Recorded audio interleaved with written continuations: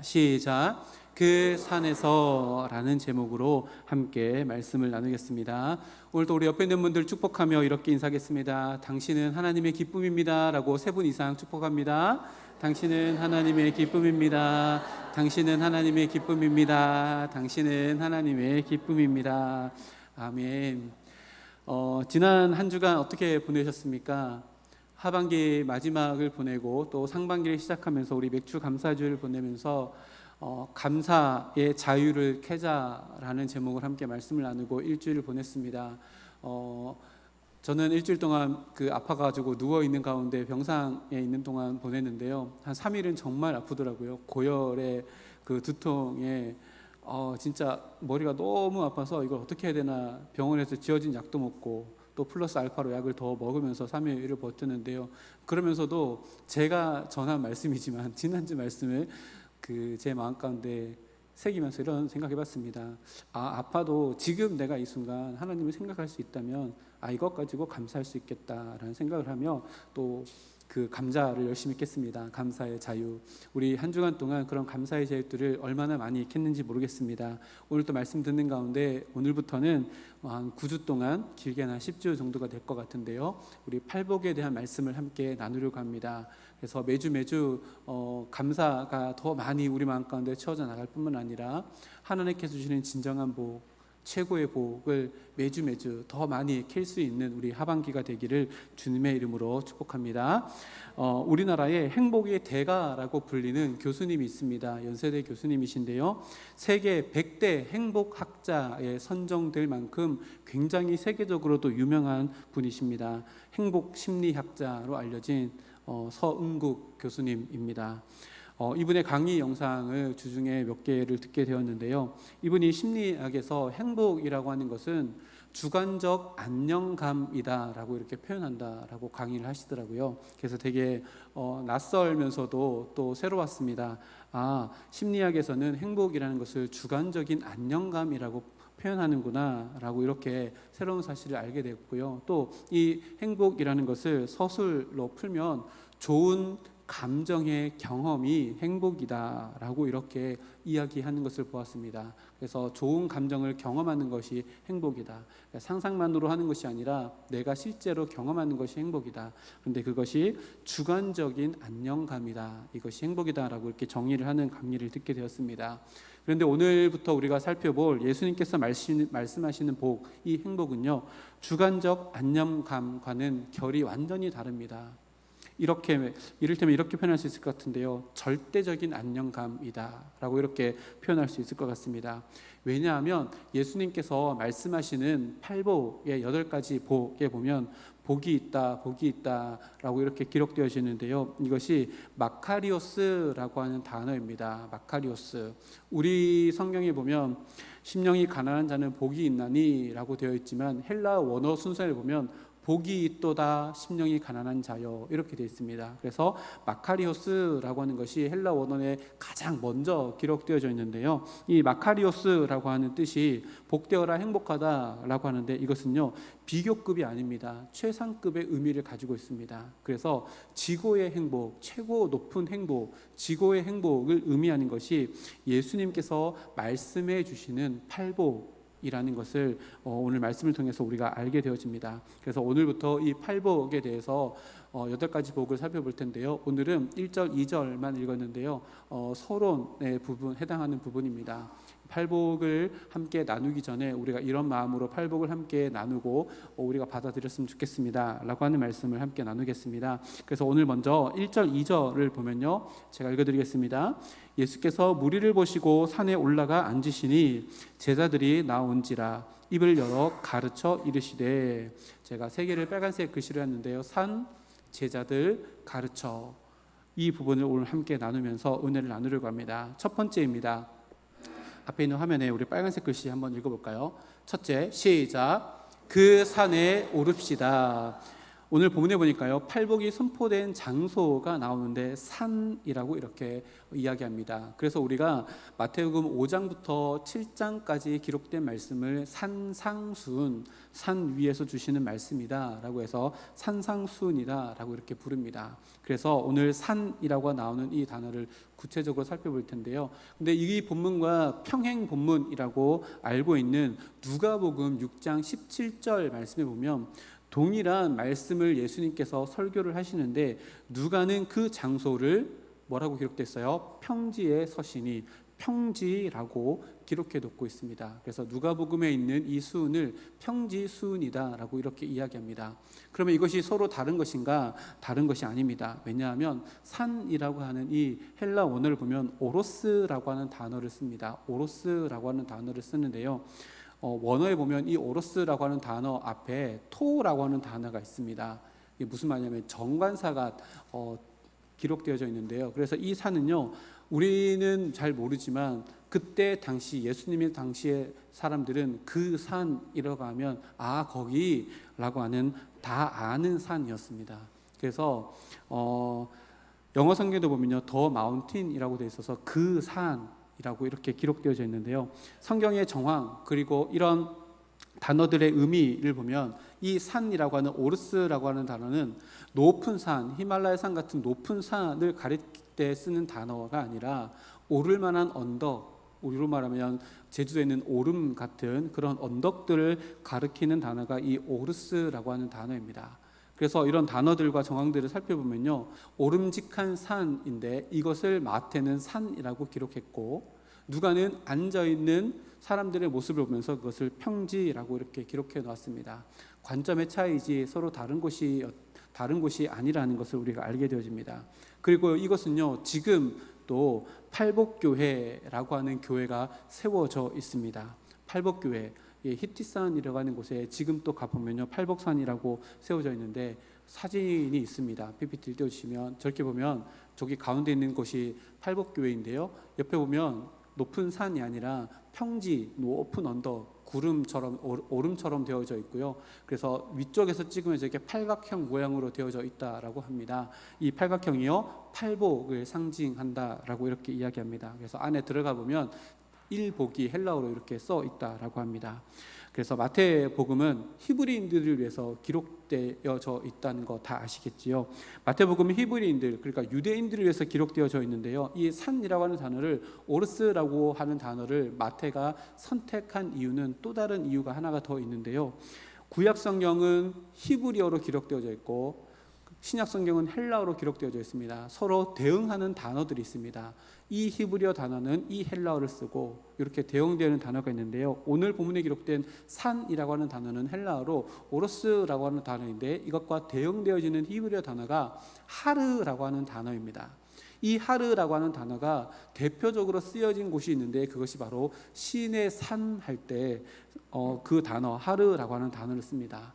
마태가요, 이것을 의도적으로 이렇게 써서 이것을 듣는 유대인들, 마태복음의 최초의 독자들이었던 유대인들에게 모세가 시내산에서 율법을 받을 때를 생각하게끔 하였습니다. 그래서 이 말씀은 모세에게 주신 율법처럼 예수님이 증거하시는 새로운 율법이고 이제 새로운 율법의 시대가 열렸다라고 유대인들이 생각할 수 있도록 의도하기 위해서 이 산이라고 하는 단어를 이렇게 썼습니다. 이 산은요, 거기에만 있는 산이 아니라 우리들에게도 있습니다. 거기가 어디일까요? 하나님의 율법, 하나님의 말씀이 선포되어지는 곳은 바로 이 산입니다. 그래서 우리 역시에도 그 산이라고 이야기하면 우리도 이렇게 이해할 수 있습니다. 그 산, 하나님의 말씀이 선포되어지는 곳, 내가 하나님의 말씀을 기억하는 곳, 내가 하나님의 말씀을 펼쳐서 읽는 곳, 나는 그 산에서 주님의 음성을 들을 수 있고, 나는 그 산에서 주님과 눈을 마주칠 수 있으며, 나는 그 산에서 말씀을 통해서 하나님의 음성을 듣고 하나님의 질서와 하나님 나라의 법도를 배울 수 있는 그 산, 바로 우리들에게도 있는 산입니다. 일주일 동안 그 산 얼마나 오르셨습니까? 주님의 말씀이 있는 그 산, 말씀이 선포되어지고 말씀을 묵상할 수 있는 그 산, 우리들의 삶 가운데 이 말씀이 없다면 우리들이 누리는 모든 행복은 다 거짓말이다 라는 것을 이 산상수훈 팔복의 말씀이 시작하면서 우리들에게 가르쳐 줍니다. 신앙생활을 하면서요, 말씀을 놓쳐서는 절대로 행복할 수 없다는 것입니다. 말씀을 놓치며 살아가는, 그리고 누리는 평안은요, 신기루와 같습니다. 그리고요, 일장 충만과도 같고요, 덧없는 무상함일 뿐만 아니라 공허한 감정일 뿐입니다. 일상의 자리에 이 산을 우리가 만들어야 합니다. 어떤 산이라고요? 말씀이 선포되어지고 말씀을 가까이 하고 말씀을 들을 수 있는 산. 어떻게 만들 수 있을까요? 우리의 교인들은 다 만들 수 있습니다. 어떻게요? 나눠드린 예쁜 예배상을 집에 펼쳐놓으시고, 위에다가 성경책을 펼쳐놓으시고, 이렇게 나무 십자가가 있다면 나무 십자가도 한 개 올려놓으시고, 거기에다가 매일매일 이 자리에서 정해진 시간에 내가 그 산, 곧 예수님의 말씀이 선포되어진 그 산에 올라 주님의 말씀 안에서 주어지는 참된 평화, 최고의 평화를 내가 누리겠다라고 결단할 수 있는 우리 모두가 되기를 주님의 이름으로 축복합니다. 그래서 우리 다 함께 이렇게 한번 외쳐볼까요? 그 산에 오릅시다 라고 외쳐보겠습니다. 시작. 그 산에 오릅시다. 아멘. 그 산은요, 말씀이 있는 산입니다. 예루살렘에만 있는 산이 아니라 지금 팔복계가 세워져 있는 그 곳만이 아니라 우리들의 삶 가운데도 말씀이 선포되어지는 자리, 내가 말씀을 펼치는 자리, 내가 말씀을 암송하고 기억하는 그 자리는 바로 그 산이며, 그 산에서부터 팔복이 시작되어지는 인생이 되는 우리 모두가 되기를 주님의 이름으로 축복합니다. 두 번째입니다. 앞에 빨간색 글씨만 읽겠습니다. 시작. 그 산에서 교환합시다. 그 산에서인데요, 그 산에서 교환합시다. 오늘 본문 말씀 보니까요, 또 듣는 청중들이 누구인지를 1절에서 가르쳐 주는데요, 보니까요, 예수께서 무리를 보시고 산에 올라가 앉으시니 제자들이 나온지라 라고 이렇게 기록합니다. 무리를 보시고 산에 올라가셨습니다. 산 아래 무리들이 있었다는 얘기입니다. 그리고 산 위에 올라가서 앉으셨더니 산 아래 있던 사람들 중에 일부가 올라와서 예수님의 말씀을 듣고자 예수님 앞에 앉게 되었습니다. 그러니까요, 산상수훈의 최초의 제자들은 산 아래 있는 무리가 아니라 산 위로 올라갔던 사람, 오늘 본문에서 제자라고 표현되어지는 사람들이라는 것을 우리가 알게 되어집니다. 여기서 말하는 제자는요, 예수님께서 부르신 12명의 제자만을 의미하지 않습니다. 더 많은 확장된 의미의 제자를 의미하는데요, 그러면 어떤 의미로 이 제자라는 단어를 마태가 썼을까? 메시지 성경 버전으로 보면요, 더 확실한데요, 우리 앞에 있습니다. 우리 메시지 성경 버전으로 한번 다 같이 읽어보겠습니다. 시작. 예수께서 자신의 사역으로 인해 큰 무리가 몰려드는 것을 보시고 산으로 올라가셨다.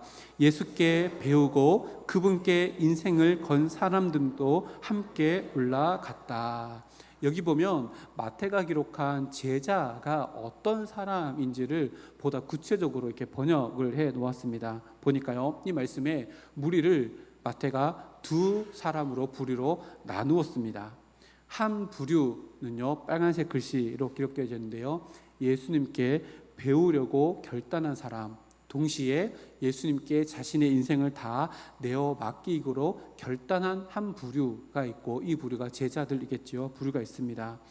이 부류의 제자들은요, 예수님을 자신의 인생의 스승으로, 예수님을 자신의 인생의 구원자로 고백하고 결단하고 행동으로 옮겨 지금 예수님 눈앞에 있는 자들입니다. 자신의 인생과 예수님께서 주시는 것과 맞바꾸고자, 교환하고자 지금 예수님 앞에 있는 자들입니다. 근데 산 아래에 있는 다른 부류의 사람들도 있는데요, 이 사람들은 어떤 사람들일까요? 예수님을 이용하려는 사람들입니다. 예수님은 오늘 메시지 성경에서 보듯이요, 예수님께서 병자를 고쳐주셨더니 소문이 났습니다. 더 많은 병자들이 몰려왔습니다. 굉장히 많은 병자들이 몰려오는 그 상황 가운데 예수님께서 병을 고치는 것을 스톱하시고 산 위로 오르셨습니다. 산 위로 오르신다는 것, 무엇을 의미할까요?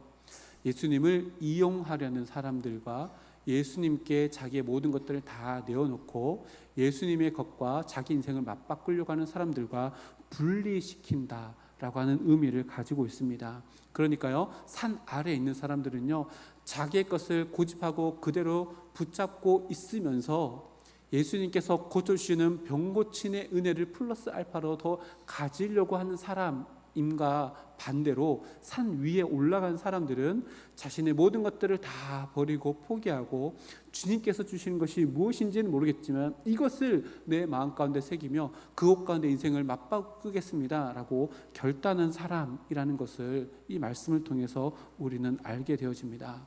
참으로 재미있는 것은요, 예수님을 이용하여서 자기의 것을 버리지 않고 예수님의 능력을 자기 삶 가운데 플러스 하려고 했던 사람들은 그대로 남겨져 있지만 자기의 것을 모든 것을 다 포기하고 올라갔던 사람들에게는 무엇이 선포되었어요?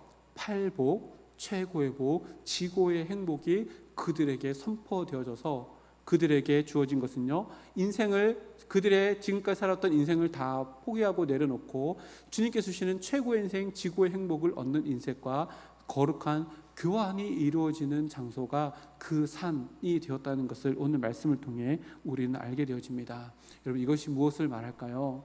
우리가 팔복의 말씀을 받기 전에 두 가지 마음을 가지고 있어야 합니다. 그것이 뭐냐면요, 첫 번째는요, 지금까지 내가 복이라고 생각했던 모든 것들을 다 내려놓겠다라고 하는 마음이고요, 두 번째는요, 내 인생을 그래서 하나님께서 그 산에서 선포하시는 말씀에 내 인생을 맡기겠다라고 하는 결단의 마음입니다. 첫 번째 마음은 내려놓음의 마음, 두 번째 마음은 결단의 마음입니다. 이 두 가지는요, 정말 중요합니다. 첫 번째 마음을 살펴볼까요? 내 마음을 내려놓는 것. 이것은요, 2002년도에 C.S. 루이스가 고통의 문제라고 하는 시커멓게 된 양장으로 된 책을 발간했는데요, 그 책에 보면 C.S. 루이스가 인간의 실상, 그리고 하나님 앞에서 인간의 실상에 대해서 정말로 적나라하게 노골적으로 그리고 직설적으로 이렇게 설명합니다. 앞에 있는데요, 우리 함께 읽어볼까요? 시작.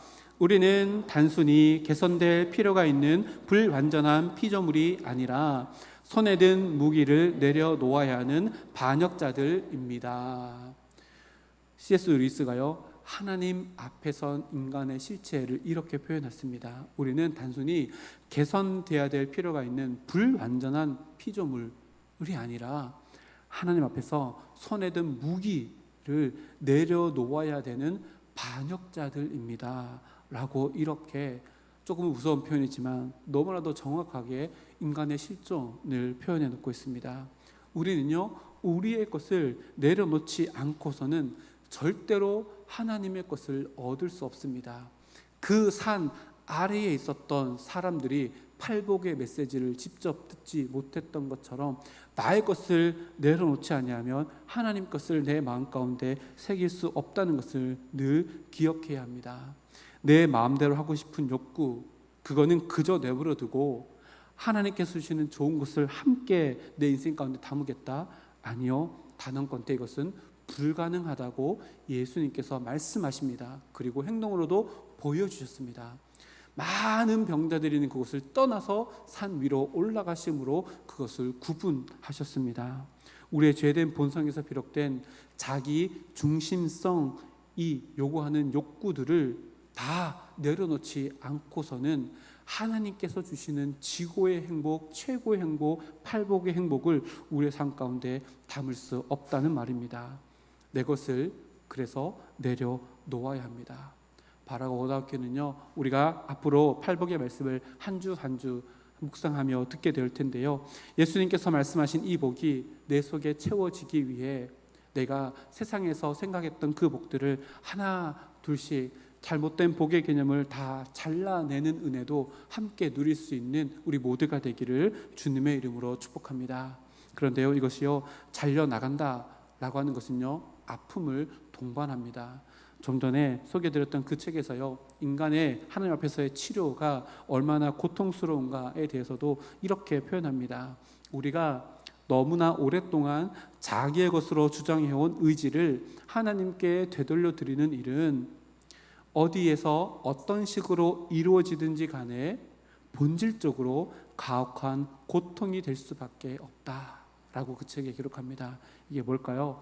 지금까지 내 고집대로 살아왔던 그 모든 것들을 다 내려놓고 하나님께서 예수님을 통해 우리에게 주시는 그 복을 붙들고 살아가는 것은요, 지금까지 내 의지를 하나님께 내어드려야 되는데, 이것을 의지의 양도라고 합니다. 내 의지를 하나님께 내어드린 거죠. 내 자유의지를 하나님이 쓰십시오라고 내어드리는데, 이것은요 가혹한 고통이 동반될 수 없다라고 이렇게 이야기합니다. 우리는요 태어날 때부터 이 세상에 태어나서 이 세상의 문화 속에서 살아가며 우리가 알게 모르게 이 세상이 추구하는 복에 젖어서 살아가며 이 세상이 갈망하게 하는 행복을 갈망하며 살아가는 인생을 지금 또 여전히 살아갑니다. 그래서요 오랜 세월 잘못된 복을 쫓아왔던 살아갔던 우리들의 삶을 내가 이제 주인이 아니라 주님께서 주인이 되어지는 의지의 주도권을 주님께 양도하는 일은요 정말로 쉽지 않고, 우리들의 마음 가운데 전쟁을 한판 치르지 않고서는 절대로 내 마음을 하나님께 내드릴 수 없다라고 하는 실제적인 모습을 이렇게 기록해 놓고 있습니다. 그런데 이것이 아픔으로, 가혹한 고통으로 끝나버리는 교환일까요? 아니요, 절대로 그렇지 않습니다. 이 거룩한 교환은요 이 아픔 뒤에 더 놀라운 복이 주어진다는 것을 사도 바울이 우리들에게 이야기합니다. 사도 바울도요 이 죽을 것 같은 가혹한 고통을 매일매일 반복할 만큼 힘들 만큼 살았다라고 고린도전서 15장 31절 말씀에 이렇게 기록합니다. 형제들아, 내가 그리스도 예수 우리 주 안에서 가진 바 너희에 대한 나의 자랑을 두고 단언하노니 나는 날마다 죽노라.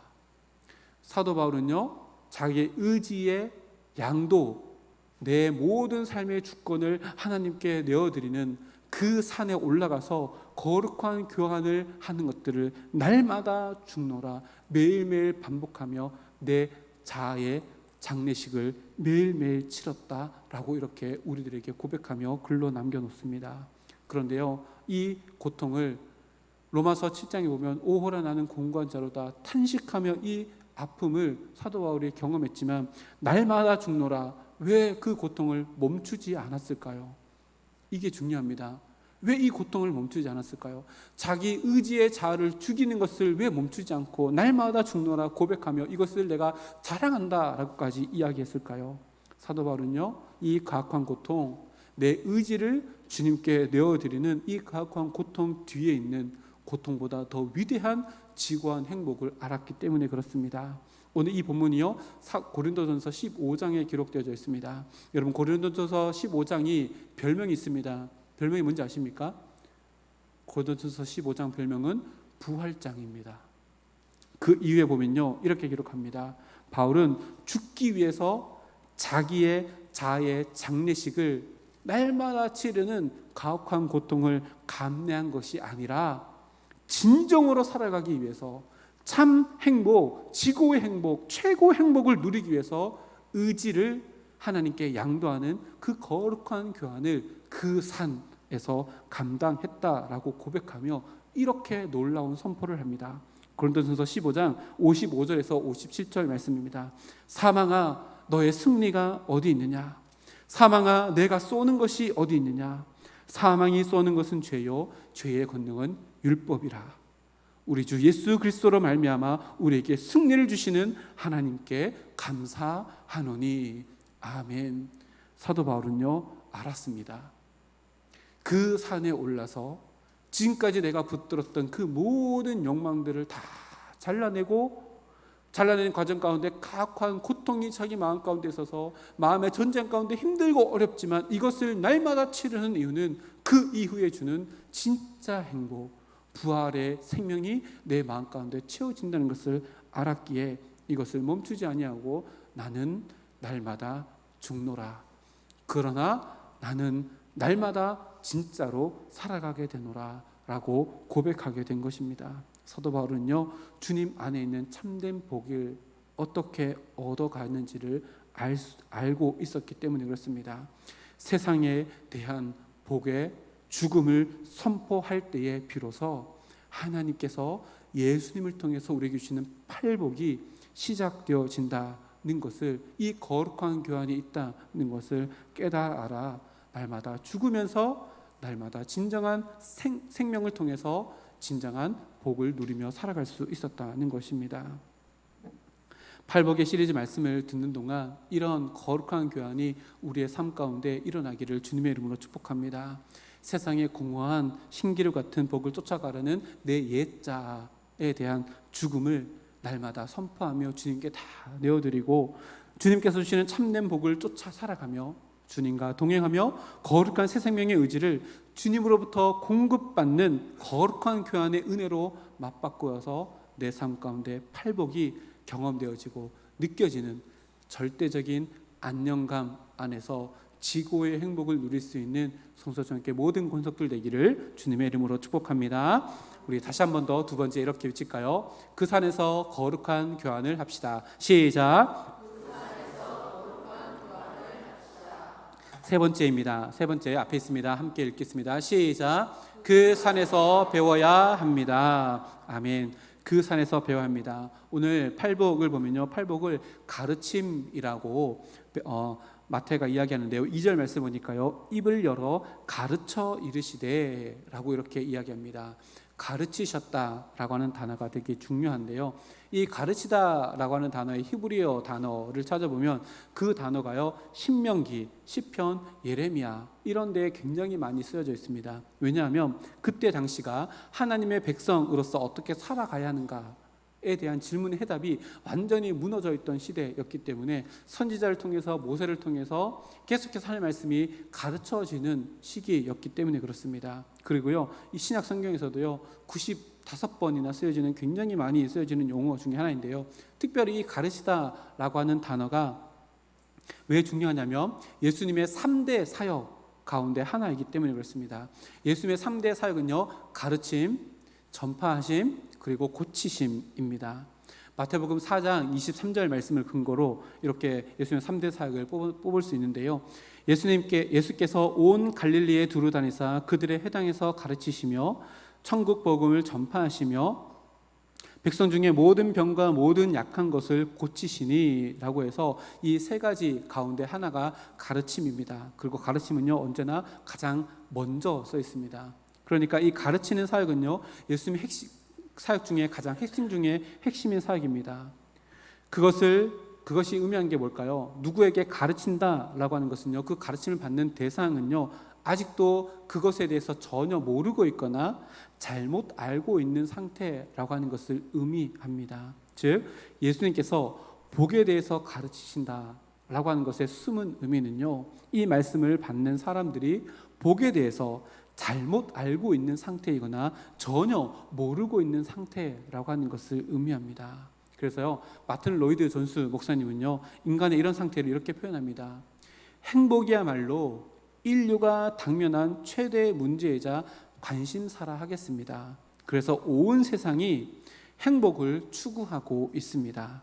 그런데 사람들이 행복을 추구하는 데 사용하는 방법을 보면 비극입니다. PPT가 있는데요, 사람들의 모든 관심사가요, 행복입니다. 근데 행복을 추구하는 데 사용하는 모든 방법이 다 비극이라고 마틴 로이드 존스 목사님께서 이렇게 이야기합니다. 그러면서요, 그 이유를 설명하는데요, 사람들의 모든 행동의 근원이 죄이기 때문에 그렇다라고 이야기합니다. 죄라고 하는 것은요, 자기 중심성이라고 하는 특징을 가지고 있습니다. 그래서 쉽게 말하면 자기가 하고 싶은 대로 하는 것이 죄입니다. 하나님께서 원하시는 것이 뭔지는 둘째 문제고, 내가 하고 싶은 대로 한다, 이것이 죄의 가장 근본적인 특징인 자기 중심성이라고 하는 것인데요, 그런 마음으로 행복을 추구하는 모든 방법이 다 비극이라는 것입니다. 왜 그럴까요? 왜 그럴까요? 이렇게 생각해 볼까요? 건물을 쌓습니다. 건물을 짓는데요, 막 벽돌도 올리고 다 이렇게 합니다. 그래서 너무 멋지게 건물을 다 올립니다. 근데 건물을 올리다 보니까 기초가 부실해서 저쪽이 기초가 막 꺼지고 있고 이쪽이 막 꺼지고 있습니다. 근데도 아랑곳하지 않고 계속해서 건물을 올립니다. 그러면 건물 올리는 그 모든 과정은요, 희극이 아니라 비극입니다. 왜요?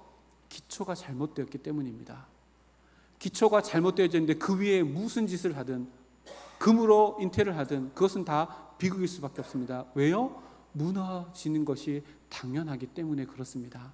세상 사람들이 자기 중심성이라고 하는 죄로 말미암아 행복을 추구하며 쌓아가는 모든 방법들은요, 무너져야 될 기초 위에 쌓아가는 집일 뿐이기 때문에 그렇습니다. 왜요? 죄를 근거로 쌓으려는 그 모든 것들은요, 하나님의 공의라고 하는 진동이 일어나면 모든 것이 다 완전히 무너져 내리기 때문입니다. 그래서요, 죄 위에 쌓아올린 그 어떠한 행복의 집이라도 그 모든 과정 가운데 어떠한 수고를 했더라도 그 모든 것이 다 비극이 될 수밖에 없는 것입니다.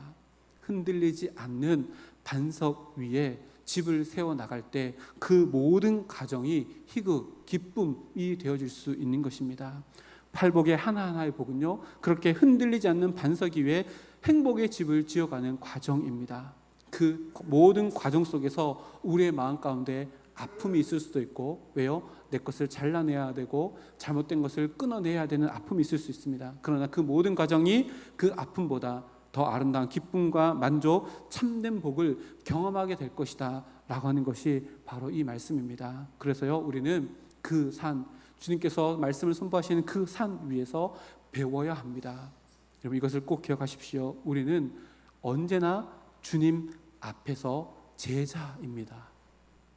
이것만 기억하고 있다면요, 우리의 인생은요 너무나도 행복할 수 있습니다. 때로는요, 우리의 인생 가운데 우리가 스스로 스승될 때가 너무 많습니다. 반드시 기억하십시오. 우리는요, 주님 앞에서 언제나 제자입니다. 인생의 시작도 인생의 끝도 다 아실 뿐만 아니라 시작과 끝을 이어가는 모든 과정도 다 알고 계시는 우리의 주님만이 참된 내 인생의 스승이라는 것을 늘 기억하며 주님에 계시는 그 산에 올라 나는 예수님의 제자로서 배우겠노라 라고 하는 그 마음을 가지고 이 팔복을 내 마음 가운데 새긴다면 우리의 관심사가 변화되게 될 것입니다.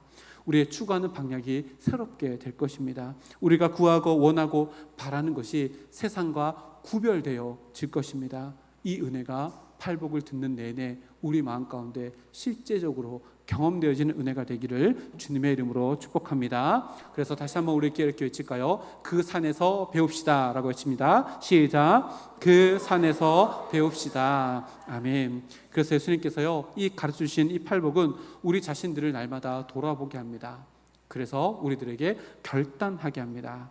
이 팔복은요, 산 위에서 선포되어졌던 것처럼 한 걸음 한 걸음 산에 오르는 것과 비슷합니다. 그러면서요, 우리 마음 가운데 오르면서 세상 산 위에 꼭대 올라가면 세상 요만해 보이잖아요. 근데 요만한 세상 가운데서 우리 마음 가운데 이만하게 들어가 있었던 그 모든 것들이 산 위에 오르면서 하나 둘씩 오류를 발견하게 될 것입니다.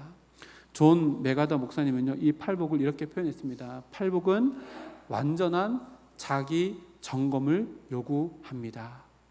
다시 말하면요, 팔복을 들을 때마다 내가 가지고 있는 거 플러스 알파로 하나님의 복을 더해야지가 아니라 내가 가지고 있었던 잘못된 세상의 복은 다 잘라내고 하나님의 복을 받아들이기 위해서 이 팔복을 들으면 들을수록 나를 점검하게 되어진다라고 하는 말씀입니다. 그래서 매주 이제부터 앞으로 8주 동안, 길게는 9주 동안 이 팔복의 산을 한 계단 한 계단 오를 텐데요, 그 계단을 오르면서 마카리오스, 절대적인 복, 절대적인 안녕감, 지고의 행복, 그리고 이 빛이 우리 마음 가운데 비춰져서 오늘 임마누엘 찬양대가 찬양했잖아요. 찬양것처럼 주님의 빛이 우리 마음 가운데 다 비칠 때 모든 어둠은 다 물러가고 빛으로 드러나는 우리의 인생이 되는 우리 모두가 되기를 주님의 이름으로 축복합니다.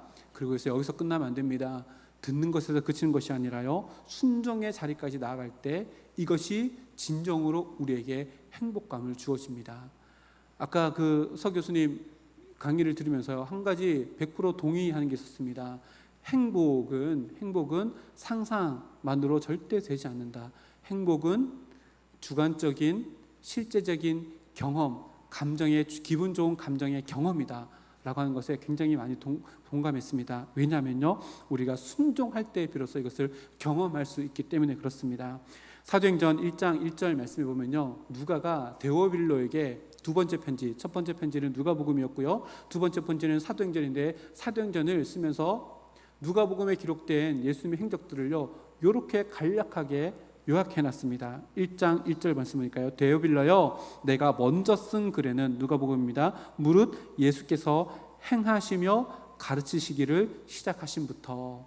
예수님은요, 가르치시는 사역을 집중적으로 말씀하셨는데, 이 가르치는 것, 예수님 방법은요, 행함이 먼저 있고 가르침이 그 다음이었다라는 것을 누가가 이렇게 기록합니다. 실천을 위한 배움일 때에 이 배움이요, 의미가 있습니다. 우리가 팔복의 말씀을 우리 마음 가운데 배우면서 우리 마음 가운데 새깁니다. 그러나 실천하지 않으면요, 내 것이 될 수 없습니다. 오늘 말씀을 내 마음 가운데 새기며 매주 주어지는 그 팔복 하나하나를 마치 팔복의 산 위에 올라가는 것처럼 하나하나 실천해서 그 산 위에서 정말로 팔복을 누리는 내 삶이 되겠노라 결단하며 실천할 수 있는 우리 모두가 되기를 주님의 이름으로 축복합니다. 우리 다 함께 일어날까요? 일어나서 우리 이렇게 한번 선포하겠습니다. 앞에 있습니다. 지고의 행복이 있는 그 산에 오릅시다. 시작. 우리 일주일 동안 그 산에 오르기 위해서 그 산에 더 자주 올라가고 더 깊이 있게 주님을 만나고 그것 가운데서 더 많은 배움이 있는 우리 모두가 되기를 소망합니다. 우리 행복 함께 찬양